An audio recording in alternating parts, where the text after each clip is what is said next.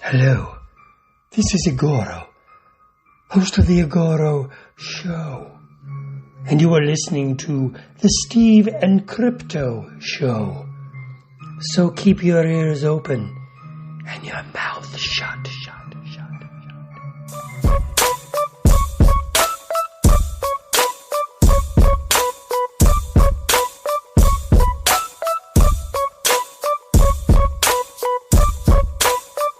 Hey, welcome to the Steve and Crypto Show presented by thestevestrout.com. I'm Steve. I'm Crypto Zoo. You have reached episode 107 of the podcast.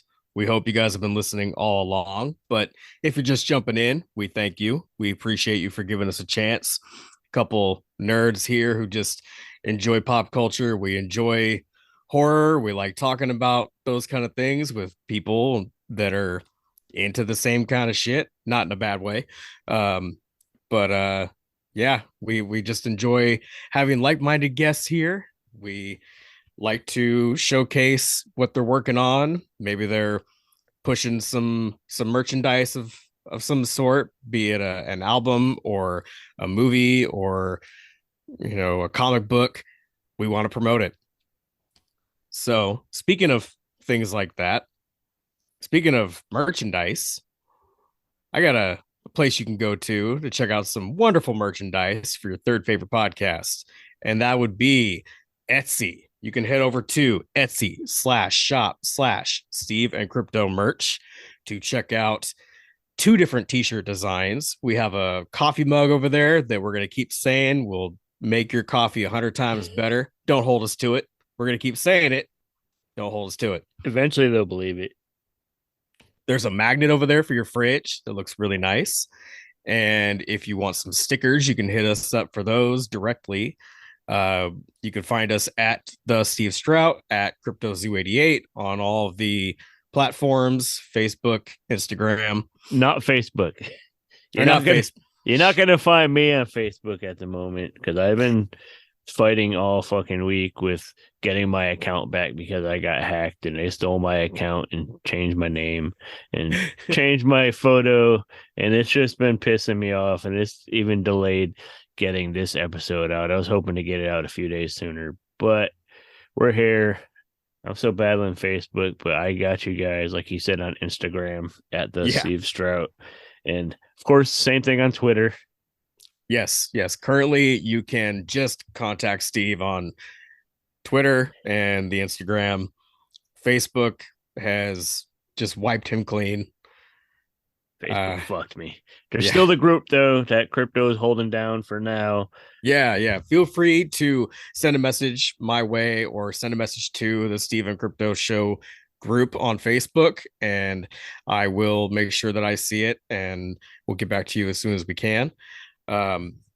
Also, if you would like to check out some more content, if 106 episodes you've listened to so far just isn't enough and you need more from a couple nerds, go check out Patreon. Go visit patreon.com/Steve Crypto, and we have a variety of content over there.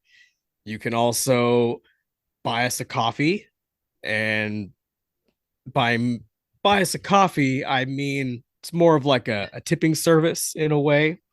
We both just had coffee before doing this little podcast here, so I think we're all right for now.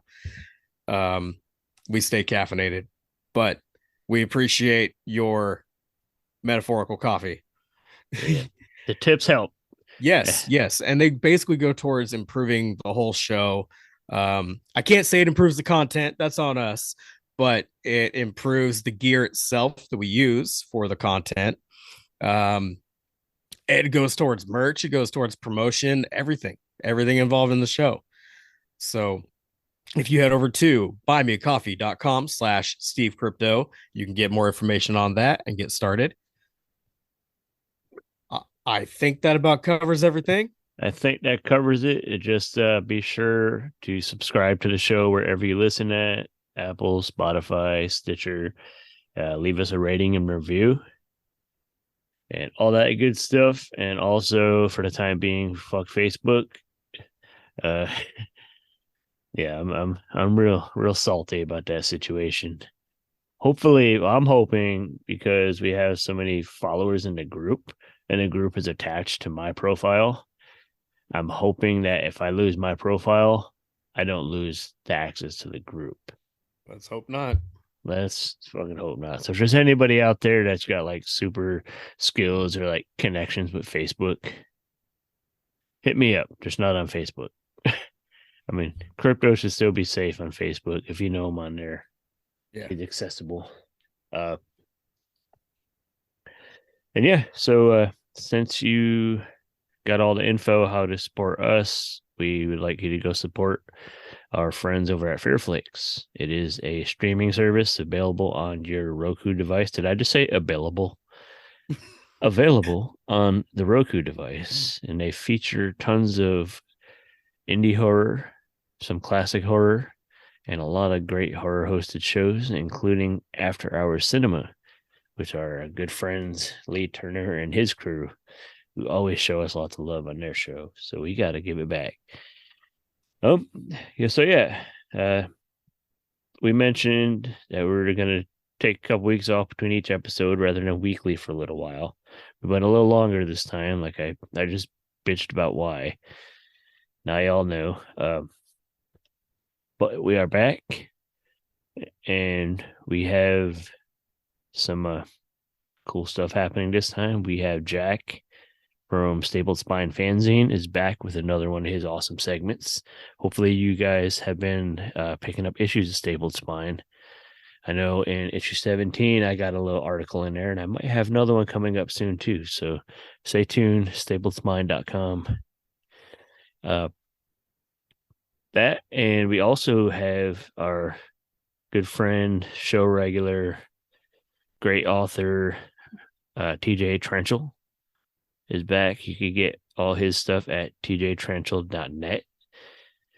He comes in to tell us a little about his most recent book, The Lamentations of Blackhawk, and to help us give away a copy, which we talk about in the conversation, how we're going to do that.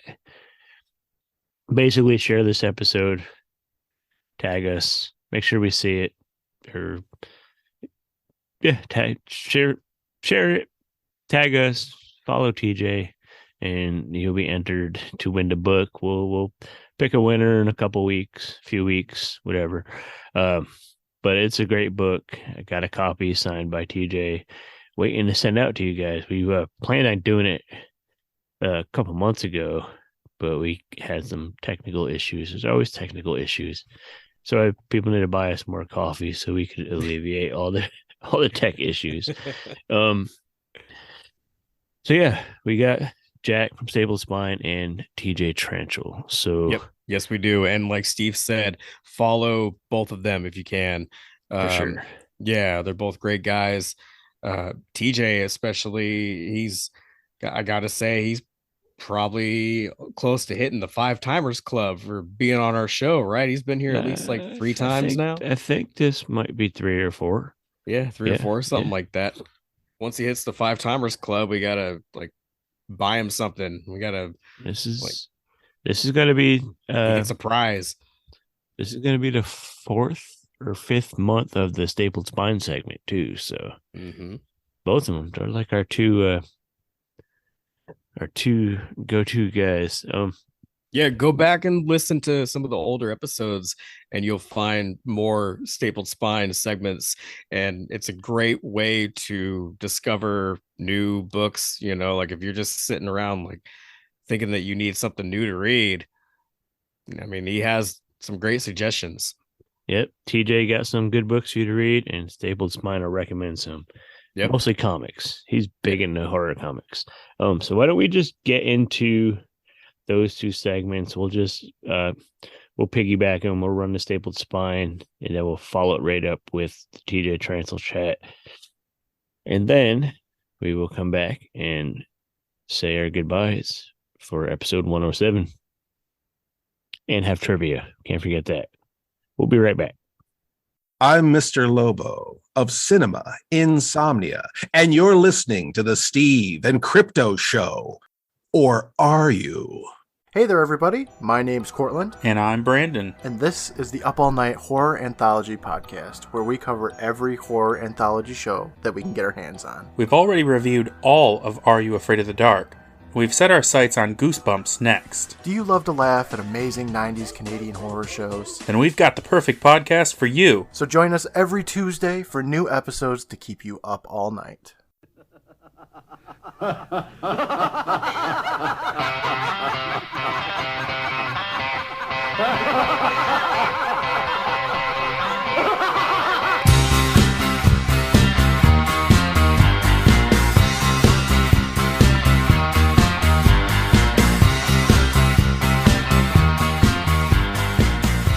Oh, here we are again. It's Jack Rudo with Stapled Spine Horror Fanzine down here in Horror, Oregon. I'm so happy to be back here on the Steve and Crypto Show. A lot happening down here. We now have our own radio show on X-Ray.fm called Stapled Sounds. There's a new episode every Friday, and you can check out our Square Fight and Monster Rock there on X-Ray.fm. And then also we've got Fan Expo coming up, which used to be X Wizard World. We're excited about that. A lot of good horror authors are going to be here, like S.A. Bradley, Jefferson Davis, John Skip, Nicholas P. Robinson. Very excited about that. But the thing I'm so excited to talk to you guys about today is there is from Boise, Idaho, a very small, very independent comic company called Arc Welder Studios. And this Arc Welder Studios they caught my eye because they had a comic that I saw floating around called Kaiju Libre. Now that is exactly what it sounds like. It is gigantic Godzilla-style kaiju wrestling. They have managers. There's a flying robot boy referee like Astro Boy, and they're both destroying cities on either side of their ring. The city is their ring. It's there was an old wrestling troupe out of Boston called Kaiju Big Battle that would do, it was art students back in the early 2000s that would make monster costumes and wrestle cardboard cities to dust. Now this caught my eye because at the time last year, and it's still happening now, we had in the comic were like monstrous and like really edgy and gory wrestling, like really kind of took to the top rope, as it were, of current comics. We had Images do a power bomb, was a big fan favorite, and my personal favorite was A.W. Epshot's Crimson Cage. So I grabbed onto this Kaiju Libre. I was like, well, I got to get that. And it was like some super like one of 250 type of thing. And the art is just astounding. Galusha is the name of the guy who does this art. And Noller is Damon Noller writes it. So this Tad Galusha and Damon Noller are this duo that put this together, the Kaiju Libre, and it is fantastic. It's just this first tiny little taste of this world that they're going to bring you, and it looks amazing. But then as I went to the website to find out where I could get more over there at arcwelderstudios.com, I saw this other book they had called Pelts. Well, now Pelts is very ravenous, very Bone Tomahawk. It is Western frontier supernatural. And that is my sweet spot. That is my all-time favorite. Yeah, we got guns, but we ain't got phones. No computers. We're on horses. And like the woods are still super mad at us for tromping around in there. This Pelts is fantastic. And it is the stories by Damon Noller. The art again is by Tad Galusha. You've got Micah Myers, Micah M-I-C-A-H, doing the letters, and Aiden Sharp doing the colors. This Pelts is fantastic because what I have here, it's much bigger, it's full color, and it's got this great cardstock cover. And this is a preview edition. And it's a teaser for a 4-issue limited series that they're working on releasing later this year. And the listeners can go to arcwelderstudios.com, and at their website, you can either order copies, but they're also working really hard to get them out into local shops. I know here in Portland, they're putting them in Excalibur and Cosmic Monkey and other shops that obviously off the top of my head I can't think of. I'm sorry, but if you go there to arcwelderstudios.com, they have a preview of Pelts that you can actually flip through and read through, and it's absolutely worth your time. And look for these independent, like gritty, like they're doing it themselves. This is very DIY. This isn't Image Comics or Dark Horse. Those people don't need like anyone out there praising these books. They got their whole paid team to tell you about what's supposedly good.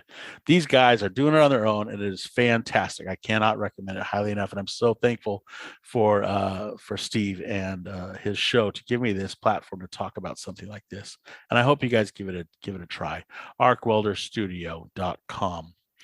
And that's kind of what's going on. We're going full tilt over at Stapled Spine fanzine over on Instagram, and we've got a threadless shop now with all of our ridiculous designs that we're cranking out, and we have a large surprise that we're gearing up for this spring that I can't talk about yet, but I definitely will be bursting probably the first snippets of it here on the Steve and Crypto Show, because they've been so kind to us down here in Horror, Oregon. That's all for now, folks. Keep reading, stay spooky, and stay fresh, cheese bags. Later.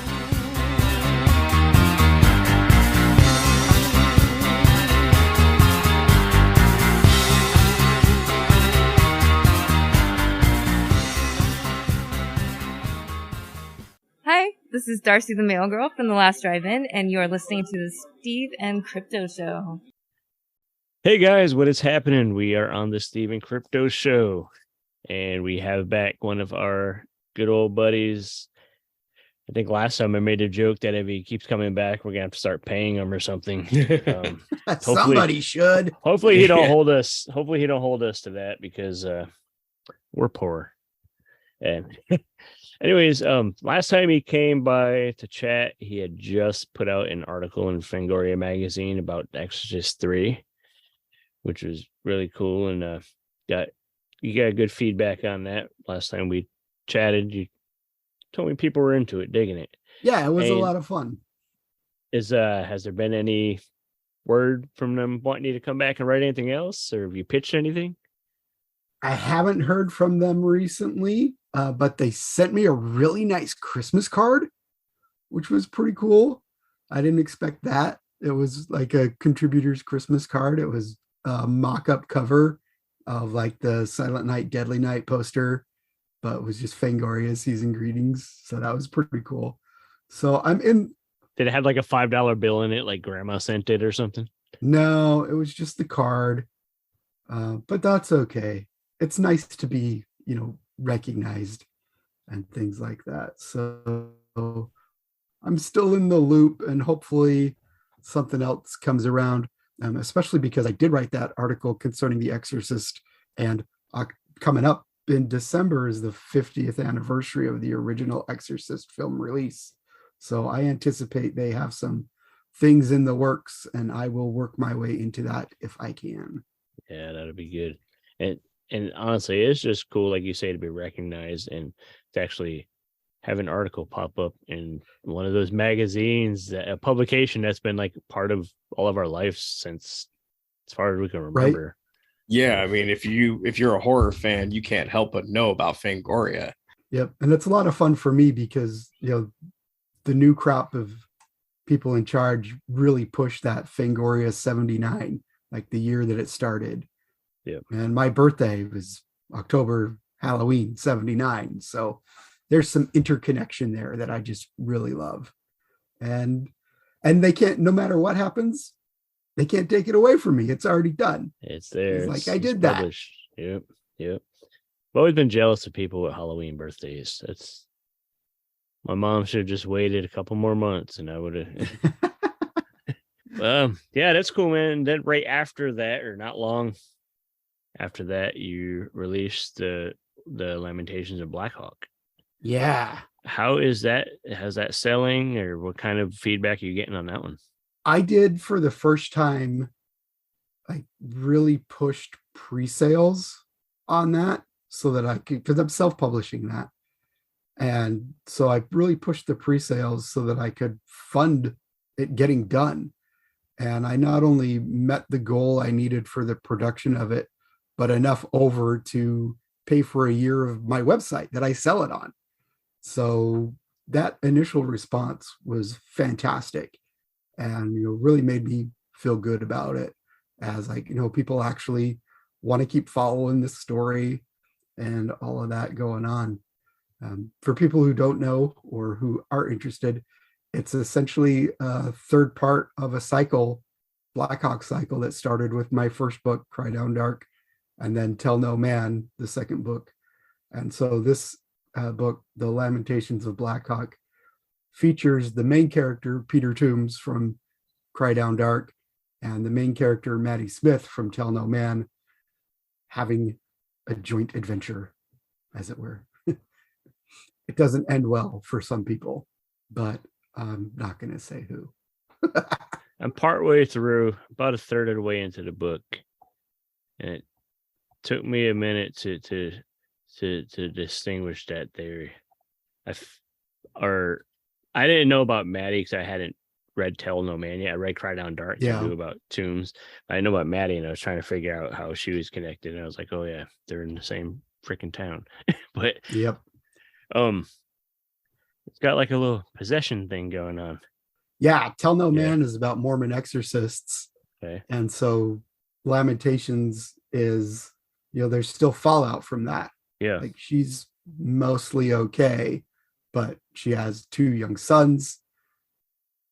There's still fallout. There's still things that need to be resolved.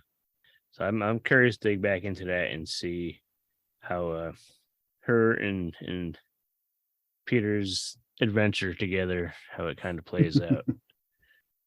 I will say one thing that I did not do that I think is sort of normal for this kind of team up is there's not like a Peter and Maddie hookup thing. Right. So that's my spoiler for the book. That doesn't happen. Oh, so there's no love scene in the chapter 15. No. Damn it. It didn't work for the story that I had, I thought about it for a while, and it's just not believable for these characters. No, it doesn't feel in any way like it would happen. Yeah. So far. But so we do a while back we tried to do a little live stream thing, and I don't know what happened. It got crazy and it didn't work out, and we were gonna actually give away a copy of the book, and I'm still waiting to give away that signed copy of the book. So we are gonna do that. So awesome. once this episode comes out, get people to share it. Make sure to tag me or Crypto on social media. Follow TJ. Keep up on him and what he has going on, because today when I was planning, I was supposed to be working, but I was playing on social media like responsible adults. We won't tell do. your boss. Yeah, don't tell him. He don't listen. I don't give it. But I saw that he has a little bit of news, exciting news that I have news. Is happening. He just signed a contract with a great I don't know, did you call publishers indie? I would say this is an indie publisher. Yeah. Yeah. It's a publisher called Encyclopocalypse, who is they put out some great horror stuff from some great writers. And now it sounds like TJ's part of the roster. I am. One of the things that they've been doing a lot of is like retro horror film novelizations, and some with the original screenwriters. So like they put out a prequel for Fright Night that was actually written by Tom Holland. And it's absolutely fantastic. It's amazing. And then their latest release, and this is just amazing. Fans of this show need to read Jeff Strand. They got him to write a novelization of the original Attack of the Killer Tomatoes. What? And it doesn't get cooler than that. Like that's just amazing. That's sweet. And so as of today, I gotta say, I'm sorry to interrupt. My dad's not a horror guy, but I'm gonna have to look that up just for him. It's fantastic. They did 2 versions. They did a traditional trade paperback size, and then the mass market. So it looks like it's from the 80s and beat to hell. And it's bright red. It's just absolutely amazing. And Jeff Strand is like the funniest guy in horror right now. And for like 15 years, he's been the funniest guy because he'll gross you out and make you laugh and then scare you. And then he'll scare you again and then make you laugh again. So that's the kind of stuff they're putting out. But they've done a couple of nonfiction books, including one about the making of Dog Soldiers, which is a fantastic book called Sausages. So if you know Dog Soldiers, Sausages. Very familiar. That's definitely a favorite werewolf flick of mine. I signed today to do a project that has been sort of percolating with me for a while. People who follow my stuff might know that in addition to horror fiction, I do a lot of nonfiction stuff. And I write about horror movies, like a lot of us do. But also I really want to push horror literature, books and things like that. And that's where sort of the scholar, the academic in me comes out. And so I signed a project with them that is about the great American horror novel and what it might be. So in like the super nerd English, like if you meet an English major in college, they're like, what's the great American novel? The great American novel. Oh, it's Moby Dick. Oh, it's Gone with the Wind, these other things.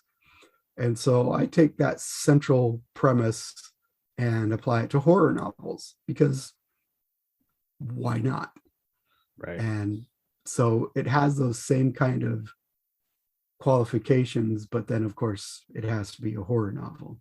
And I've been dicking around with it since 2017 and finally got somebody to take it. So it's going to have that scholarly research basis, but then it's basically just going to be me talking all the time about it. And if everything goes right, that'll be a 2024 release. Very cool. It's gonna be good because they got a pretty wide distribution. I know their stuff ends up in Barnes and Noble and Books A Million and all the big retailers, as well as a good online sales and through Amazon. So it'll definitely hopefully people will read it and be like, who's this TJ guy? And then bounce back, and that'd be nice. Get some more of the old stuff too. How would you do? What if they approached you about like reprinting some of your older stuff? Would that be like a thing you'd be interested in if that ever came up? I would definitely be interested in that because then I wouldn't be paying out of pocket to do it. Yeah. And they're the type of publisher that has a really good author publisher relationship. And so I would still have a lot of input into covers and things like that. They're really into audiobooks too. Yeah. And so even this nonfiction project will eventually be an audiobook as well. And I get a final say of who the narrator is. Very cool. Very cool. I know. So maybe it'll be me. There you go. Read your own book. That's the way to do it. I know. I'm loosely acquainted with Sean. From the publisher. I think he's one of the main guys. Was it? He is. He's the managing editor now. And I know I've heard stuff that he's narrated, and it's phenomenal. Oh, like he is such a good narrator. Yeah, he's one of those that can really read narration well.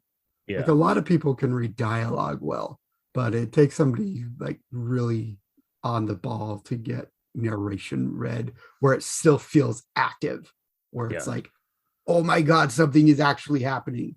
And it's Sally walked across the floor.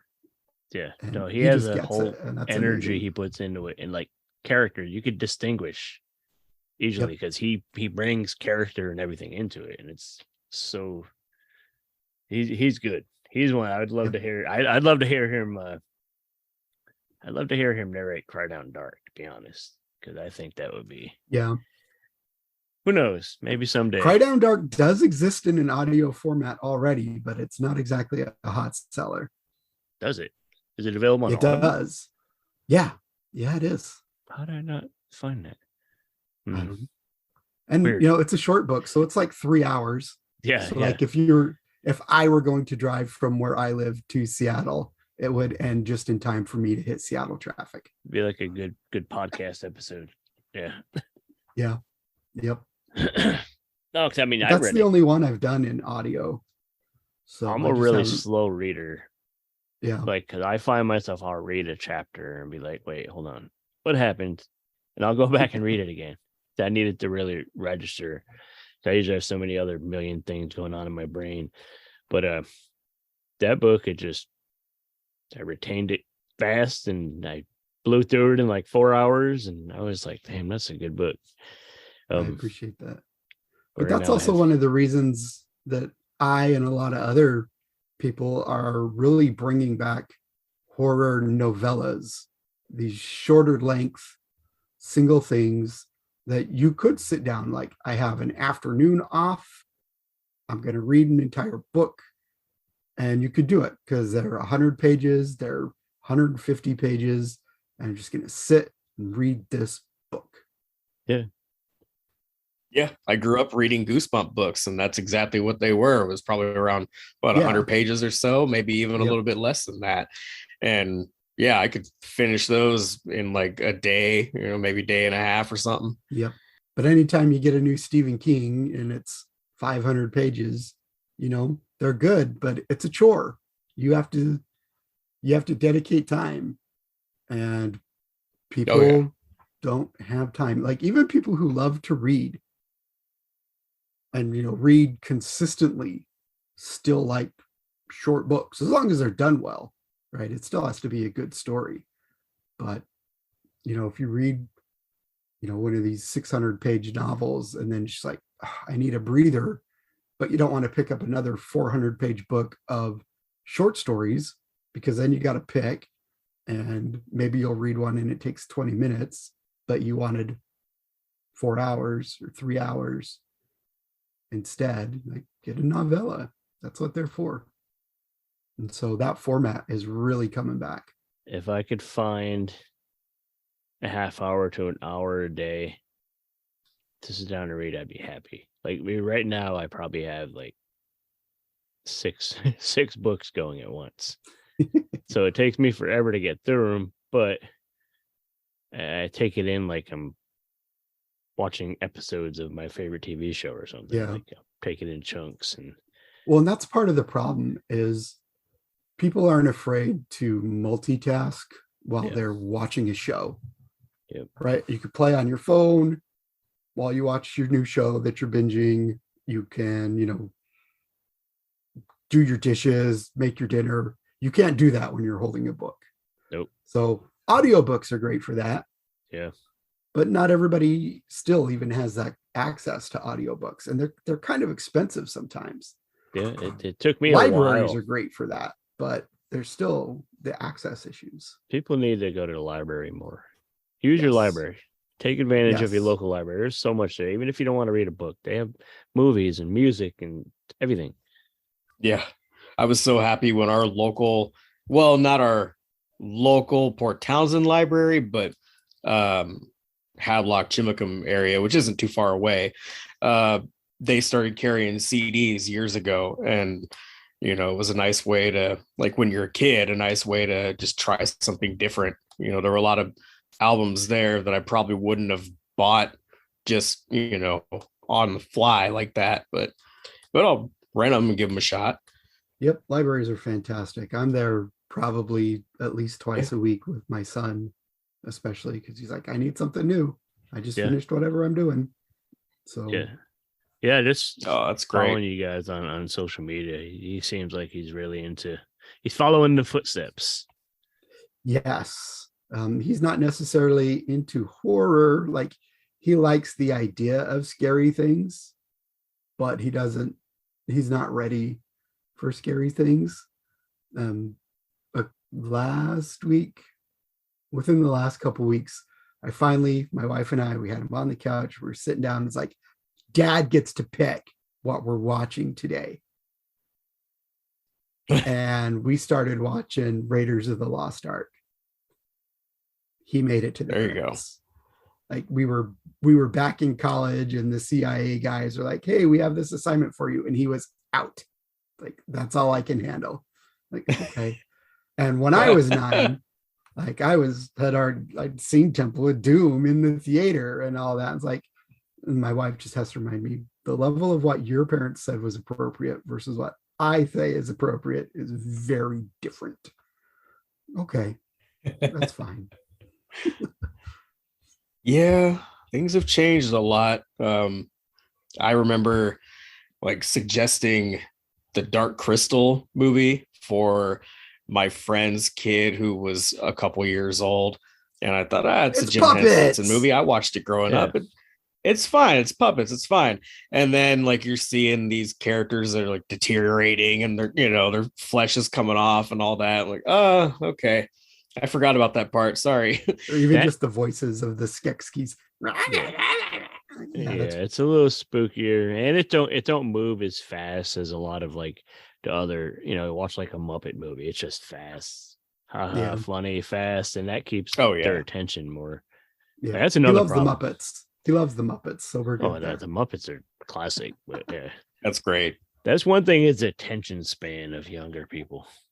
Well, not just younger people, but older people losing attention span. They'll complain, well, when I was a kid, we only had 3 channels and we had to watch whatever was on. It's like, no, you didn't. You turned the TV off and you went outside because you were bored. So your attention span wasn't actually any longer. If you were in school and you got bored and stopped paying attention, you got your ass whacked with a ruler. They don't do that anymore. And I think that's fine that they don't do that. Yeah. So the reaction to short attention spans is different. The actual attention spans, I don't think have actually changed. That's a way to look at it. Yeah, I never really thought about it. I just thought like these kids need to put down the damn TikTok and pay attention. But no, it's just what is it's just what's there. Yeah. I don't think TikTok is helping at all. Well, nothing helps.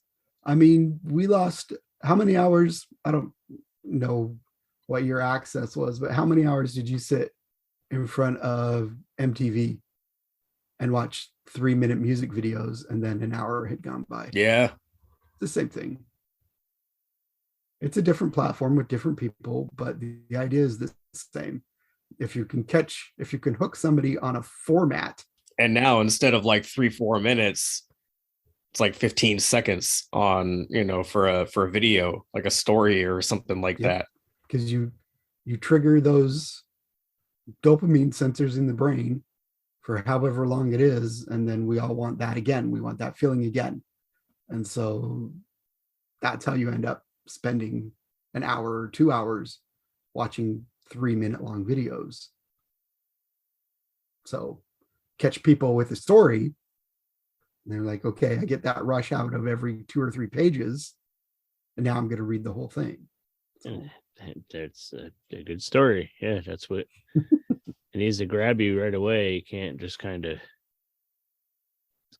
have that slow build up to get interesting. It just needs to something needs to just right off the bat get you right away. And congrats on the signing that deal today. Ooh, felt good. That's exciting. Hopefully you're gonna be rich and retire after the book. That's the plan, right? I don't know about that, but we'll see what happens. If anything, it's gonna just be a good springboard for other projects. I hope so. Getting the name out more. Is there? I don't know if you could really say much about it, but there was another non-horror project that you got a little publicity for. Yeah, so basically 2023 is the year of me writing nonfiction for 2024 releases. If you follow along enough, you might have figured out that a lot of my stories are set in Utah, where I grew up. Black Hawk, my fictional town, is basically the town in Utah where I grew up. Well, that town, the real town, happens to be the town where most of the original Footloose was filmed. And the 40th anniversary of Footloose is next year, it's 2024. And so I am writing that 40 years after Footloose. We got a little bit of behind the scenes of the making and a lot of how much that town has changed in 40 years. So it's pretty darn exciting. I'm almost done. I'm super close to done. I have a couple of big things that I need to still happen for it to really get where I want it to be. And then that'll be done and that'll come out next year. Also, that's the plan anyway. And I know you were able to connect with people that were involved and stuff with the movie. How you don't have to say who or anything yet to kind of not spoil the book, but how is their reception to the idea, what you were doing? Of the people I've actually been able to talk to significantly, they love it. It's like every other movie's been written about. Like you could put a dartboard up of all the movies from the 80s and somebody's written a book about it, except for Footloose. And that just surprised me. It comes up in a lot of books, like it gets mentioned, but there hasn't been like a full length project on it. I know there are some other like shorter works that will come out for that 40th anniversary, but at different markets and different styles from what I'm doing. So it's not like a competition issue at all. But I spent a lot of time talking with the screenwriter, Dean Pitchford, and that was amazing. He was fantastic. Like he was excited to talk about it. He had a lot of fun things to say, dropped some unknown nuggets of knowledge on me about it and things like that like I didn't know. And I have things that I know now that I didn't know before. And it's just been a very fun and enlightening project about the town that I grew up in. So there's probably a lot of stuff that really surprised you about the whole story and the making of and all that. There are quite a few surprising things, but the thing that surprises me the most is in some ways also the thing that disappoints me the most. A lot of these kind of movies have like massive fan followings, and Footloose has a fan following. It's out there. But unlike some towns, like if you go to Astoria, Oregon, it's all about the Goonies, right? Not the whole town, but like there is dedicated Goonies places.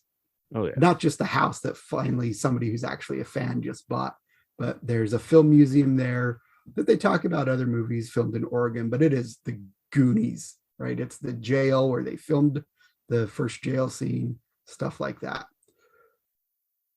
My town in Utah doesn't have that with Footloose, even though it is instantly identifiable as this is where that was made. Like if you showed up there even now 40 years later and just looked around and spent some time, you would know this is where that movie was made. The problem is that some of that's about to go away. The high school where it was filmed is on the dock to be torn down. They've already broken ground for a new building. So that building is going away. But thankfully, there are enough people like saving parts of it that the history won't be gone. But there's just a lot of people who are like, so doesn't affect me. And I'm like, what are you talking about? This was huge. You know, it was one of the top 10 grossing films in 1984. Like, that's a big deal. And just far too many. It's disappointing to me that too many people don't think it's as big a deal as I do. Like, even if so, I'm going to make it a big deal, damn it. People realize that it could be like money.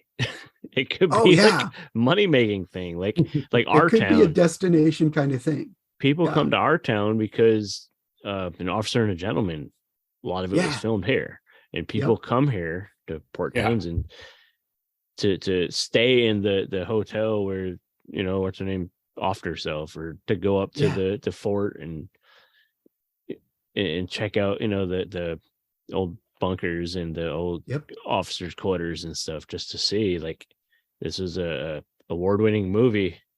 Yep. And a lot of the Footloose sites are already gone, and they've been gone for a while. But keeping what we can keep, I think, is pretty important. And if I can do my part to do that, I'm damn well going to.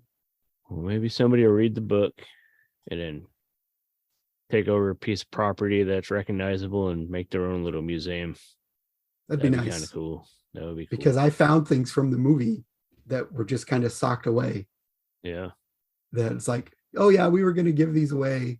And then somebody said, oh no, you can't give those away. They were in Footloose. And so they're just like sitting. Oh. They're not doing anything. And for a small town, that's like your claim to fame. It's part of your history. Well, the thing is, there's been, the town is pretty popular. It has like a really old school, like middle America downtown area. And so there are a lot of those shitty Hallmark Christmas movies that film there. Oh, okay. Because it looks like every small town in the country. Right. Which is why it's Footloose, because it's every small town in the country. So there is a lot of filming done there still. But the big one, they're just like, whatever. Yep. Come back, Hallmark, shitty movie. Yeah. Yeah. That's weird. Like, they should embrace that part of the history of the town. It's some people do. Yeah. Some people don't. But some's better than nothing. But if we can make it more, that's better. Kevin Bacon to just show up and just be working on it. God damn it, this town. Have you got any leeway with his people? I know you've tried, but you ever get a reply at least, like a no, or leave Kevin alone, or get out of his yard, or whatever. So it's like, right? I need to get those two people from Guardians of the Galaxy. Yeah, that's what I was thinking of. Go kidnap Kevin Bacon. We don't condone that. Don't kidnap celebrities, but that was a pretty funny. I have a feeling it'll happen, and it might be one of those last minute miracles for the book. It just hasn't happened yet. All right. I don't think he has but it will. I don't think he has a social media presence either. I'd say he is actually super active on Instagram. Is he? So everybody needs to just hasn't replied to me yet. Start a campaign and just start posting on his thing. Do you hear about the Footloose book that's coming? What are you doing? Yeah. I'm working on it.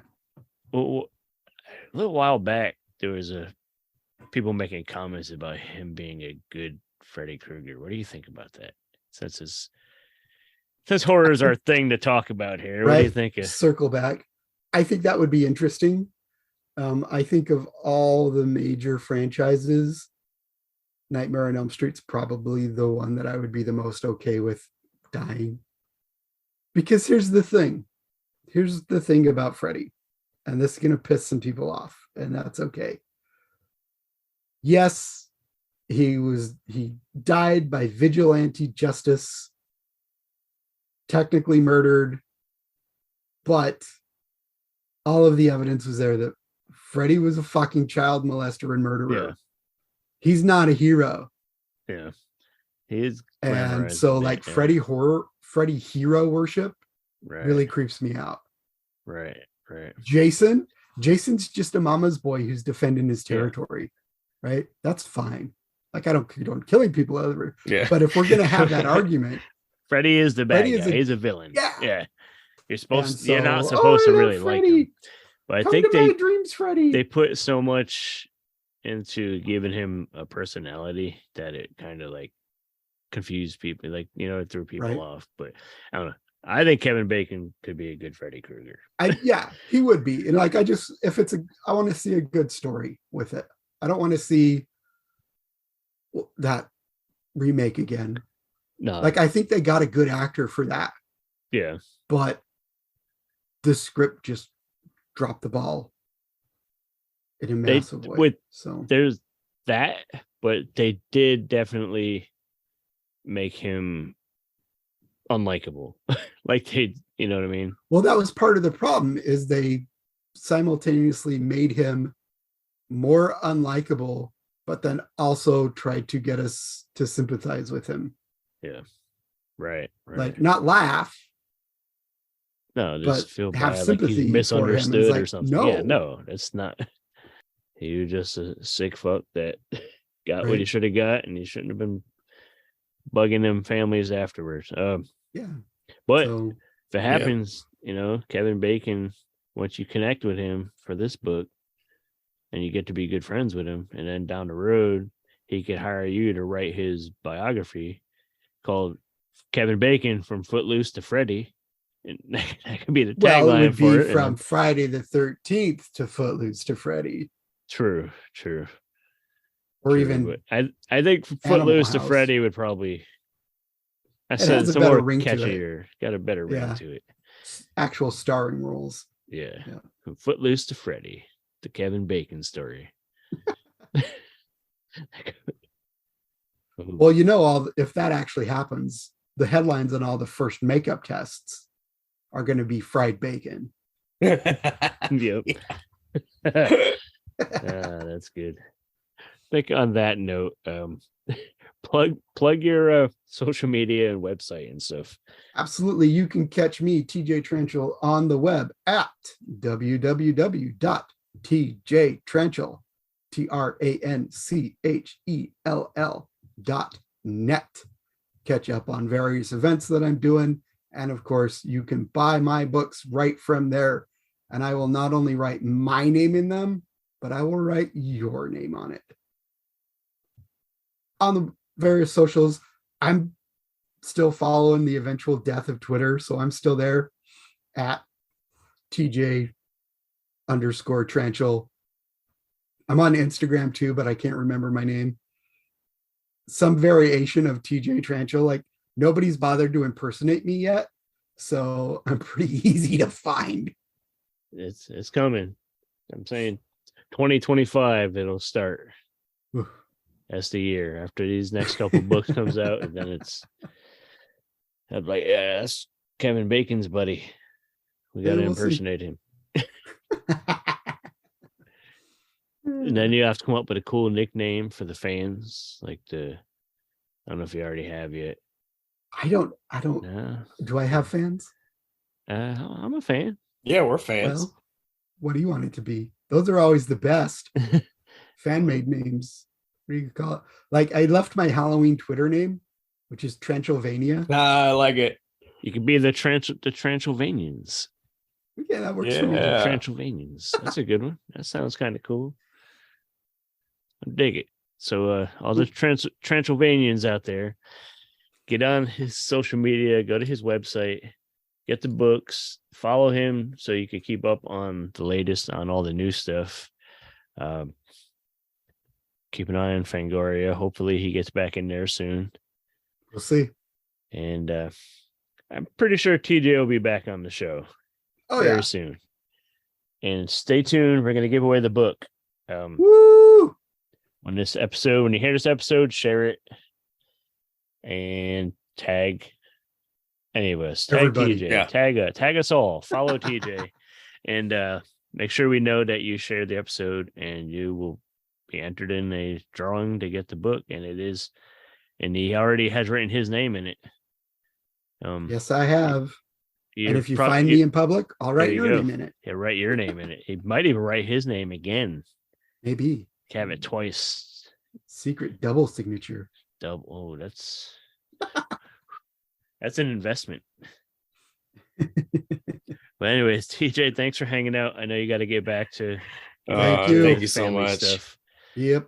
And people can't see it, but it looks like your little cave is coming along pretty well. Oh, Digging it. I love this. It's so nice. I got my space heater. Yeah, I'm digging the book rack behind I you. got the spinner book rack. Yeah. Yeah, I like that. Anything you want to add before we head out? It's peanut butter jelly time, people. I got to eat. There you go. All right, Yeah. enjoy.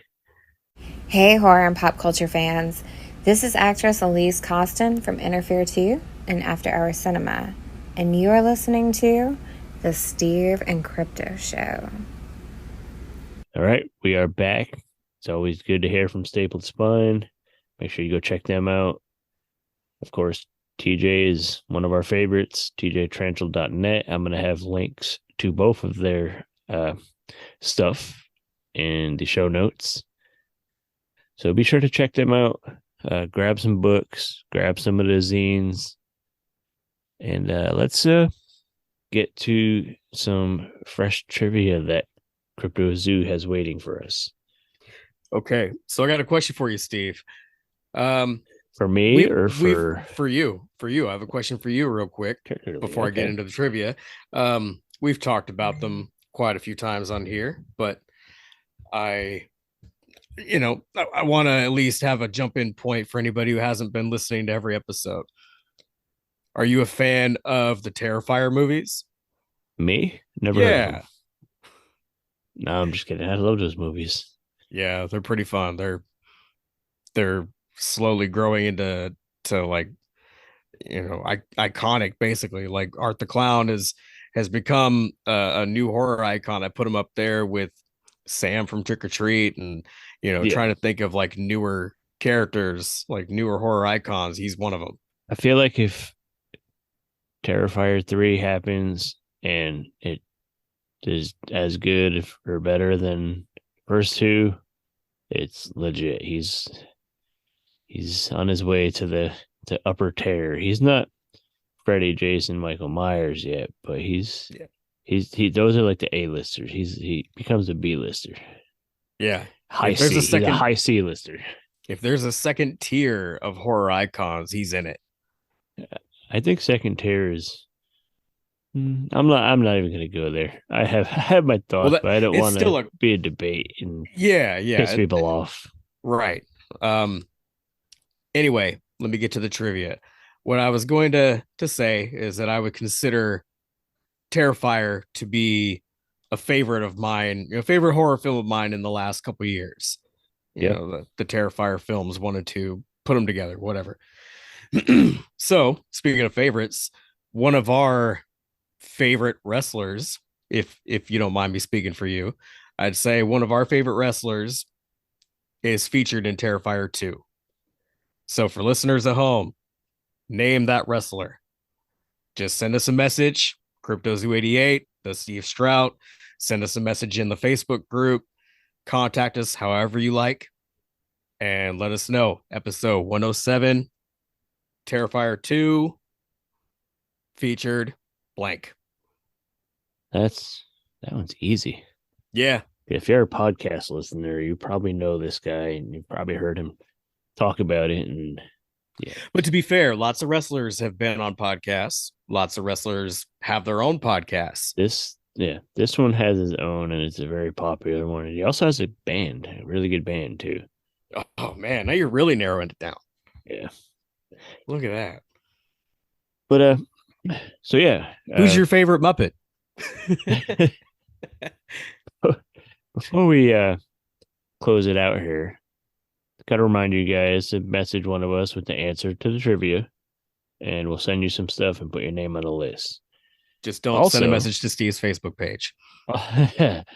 Whatever.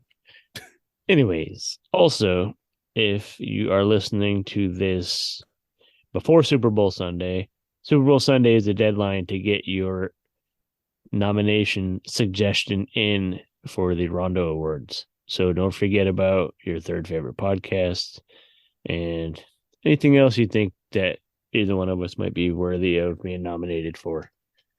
So there's that. And Friday night, that's at this point, that's tomorrow. But if you're listening tomorrow morning, if you listen Friday morning, hopefully we see you live tweeting along with Joe Bob and Darcy on the Joe Bob Valentine's special. And what else? That's about it. So make sure you mention at the top of the show, we have Patreon, patreon.com/Steve Crypto. And I actually recorded another gaming chat with my fiance for patrons. So that's going to go up here hopefully in the next few days. So if you're a patron or if you're not one yet, get on there. I think you could do at least a minimal of $1 a month pledge and get access to all the stuff there. It's cheap and it helps. So there's that. There's the Buy Me a Coffee, buymeacoffee.com/Steve Crypto. There's that group that is over on that site that I can't use. So I'm just going to skip this one. And we're both on Instagram and Twitter. He's CryptoZoo88. I am the Steve Strout. And I think that about covers it. Just be sure to subscribe to the show wherever you listen. Leave us a rating and review. It helps us more than you believe, more than you could imagine. And come back for the next episode in the next couple weeks, hopefully. We are working on some stuff for a big event that we were invited to. So you'll hear about that really soon. So we thank you guys. I'm Steve. I'm CryptoZoo. We'll catch you on 108. Peace.